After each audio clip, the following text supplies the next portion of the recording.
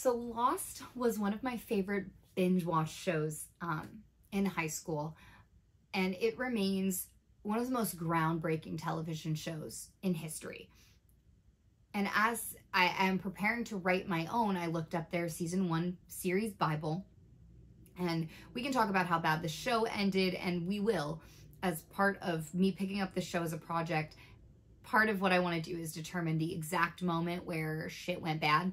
Now I have my current theory and the timeline kind of lines up, but what I want to do with the season 1 analysis as well is kind of discuss the show's Bible and how that evolved into the TV series. How well did it stick to what it said it was going to do, and those kinds of things. In the season 1 series Bible, it is clear that the writers know what story they want to tell, as well as just being super passionate about it. They straight up say, no one else is doing what we're doing. Let us do this. And they lay out their plan for the first season, but it's very clear that they have more in store. I would say by the end of the first season, these writers knew exactly what seasons 2, 3, and 4 would entail. The foreshadowing and setup done in season 1 is just so well done. But really what season 1 was an establishment of characters and relationships. My full breakdown of each character and their major moments will be a PDF on my website, but for now I will just hit the highlights. Kate is, for obvious reasons, if you know me at all, my favorite character. I think her role on the island is really interesting, and though they don't get more screen time together later, her and Sun have a pretty close friendship, and I really like how that kind of evolves.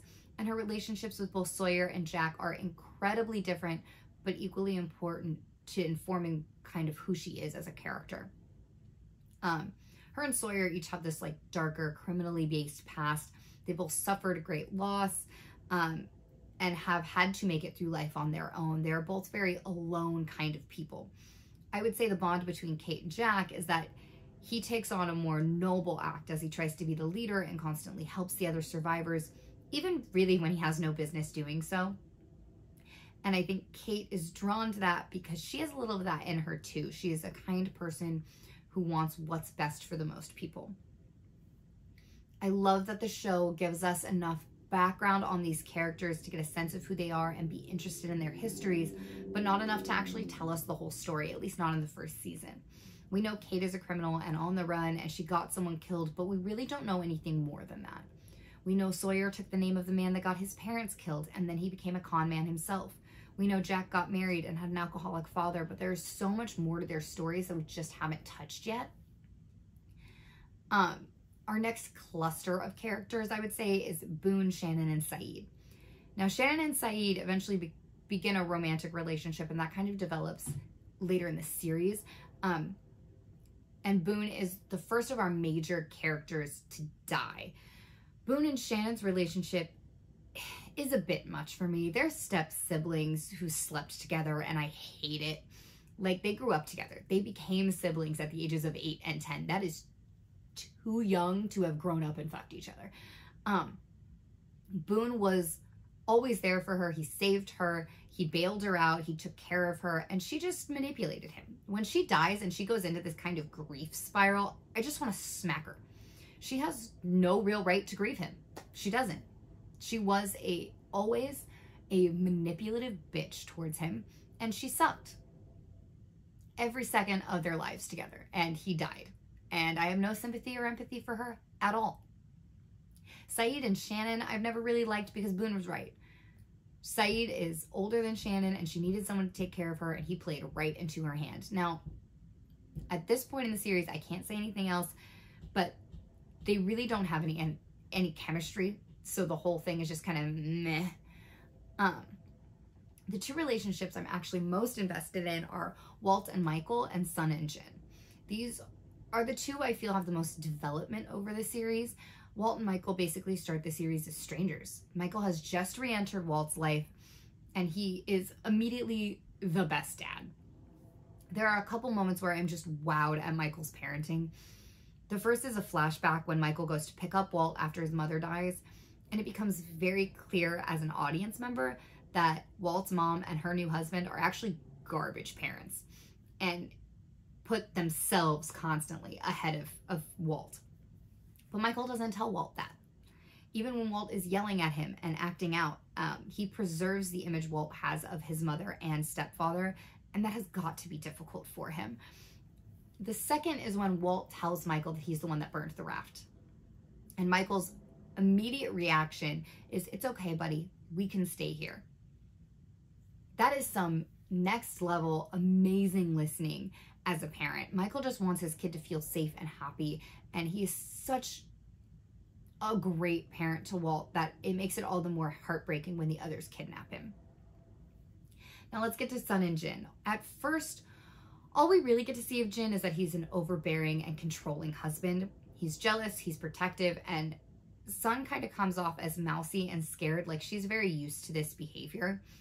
As their characters unfold, we learn how in love they were and how gentle he used to be and how thoughtful he was, but working for Sun's father, an obvious crime boss, really hardened him in order for him to do his job properly so that he wouldn't lose her or the life he had built for her. He couldn't feel all his feelings. They are still fractured when the series ends, when Jin leaves on the raft, but it's very clear that they still love each other. Our outliers here, at least in this season, are Locke and Hurley.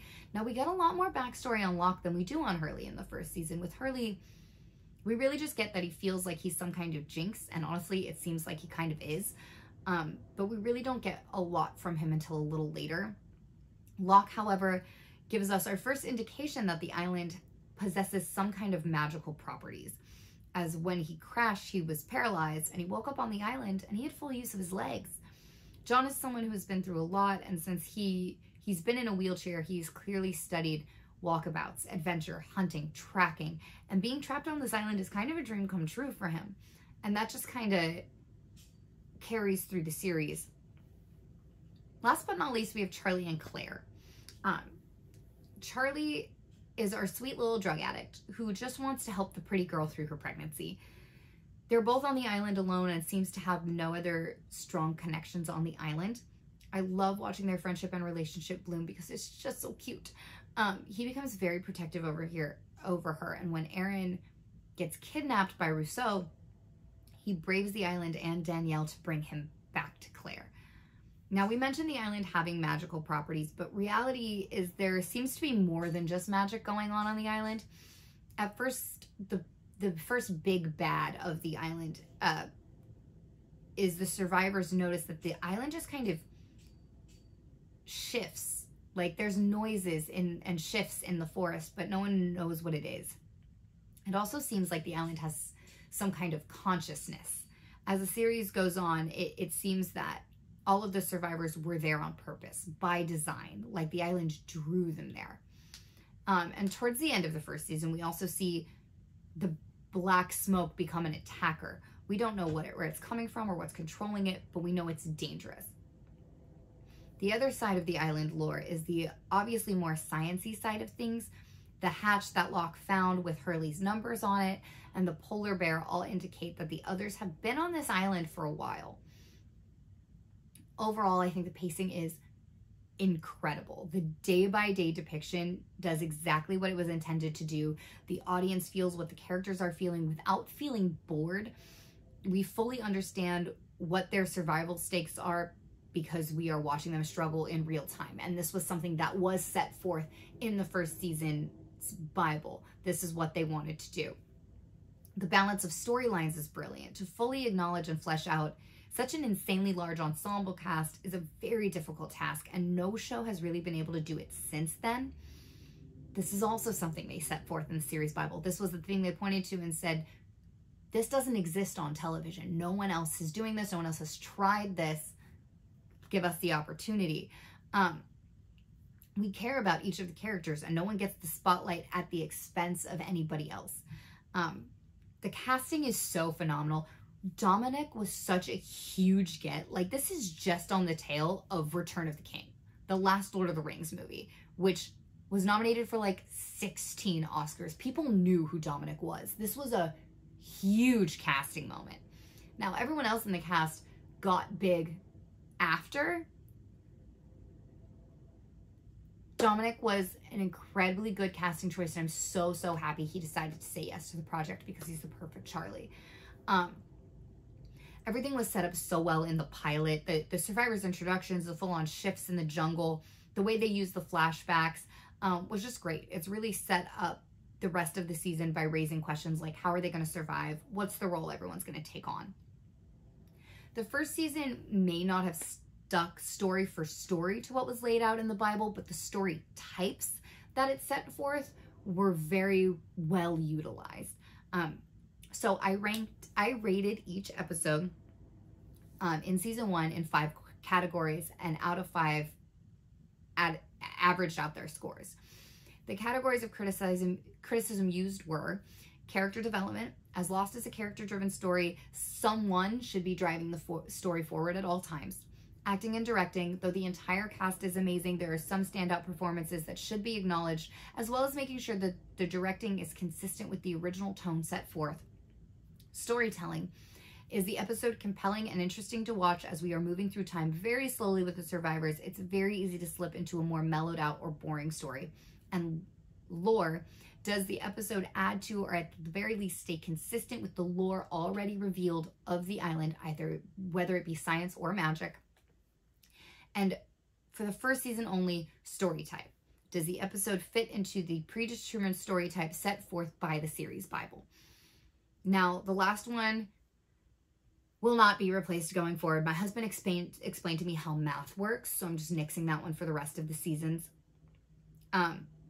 And for full transparency in scoring, the season 1 scores with that 5th category will be on my website in PDF form, as well as their scores without that. Just so that everything is a little bit more even going forward into the season, so that we can truly pinpoint where the quality started to drop.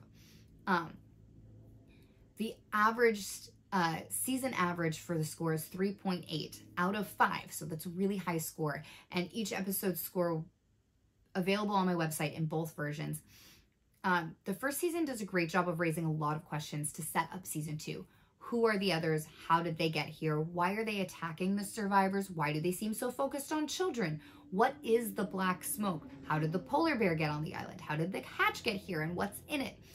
Is this island really magic? All things that could be fleshed out in the second season, leaving this a very solid first season of television. I can't wait to keep digging into this, but I hope you all watch this and kind of keep up with the data with me. This is the most in-depth analysis I've ever done on a show, and it's only because the more I watch it and the more I read the series Bible, I refuse to believe that the ending they gave us was the ending they planned on. Absolutely not. And I just can't wait to give us some answers.